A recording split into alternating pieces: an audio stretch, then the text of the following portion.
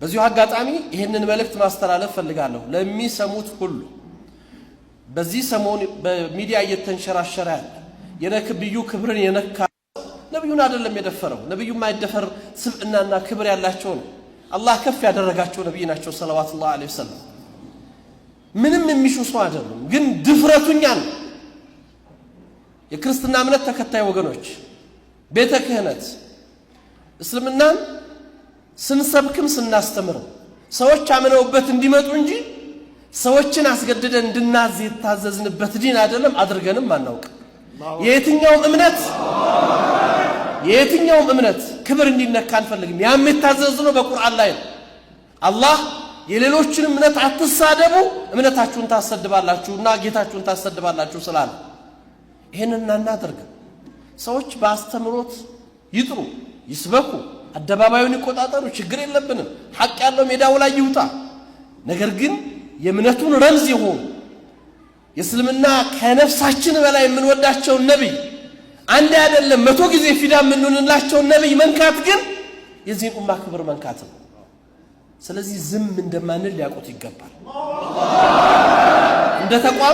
እንደ ተቋም እንቅስቃሴ ተጀምሯል። እስልምና ጉዳይ ተቋሙ ክስ ይመሰርታል።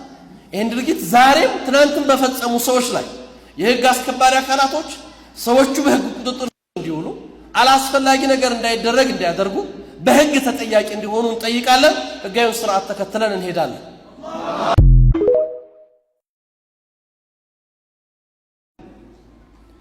በዚሁ አጋጣሚ ይሄንን መልእክት ማስተላለፍ ፈልጋለሁ ለሚሰሙት ሁሉ። በዚህ ሰሞን በሚዲያ እየተንሸራሸረ ያለ የነብዩ ክብርን የነካ ነብዩን አይደለም የደፈረው። ነብዩ ማይደፈር ስብዕናና ክብር ያላቸው ነው።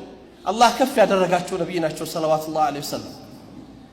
ምንም የሚሹ ሰው አይደሉም። ግን ድፍረቱኛል የክርስትና እምነት ተከታይ ወገኖች ቤተ ክህነት እስልምናን ስንሰብክም ስናስተምር ሰዎች አምነውበት እንዲመጡ እንጂ ሰዎችን አስገድደን እንድናዝ የታዘዝንበት ዲን አይደለም። አድርገንም አናውቅ።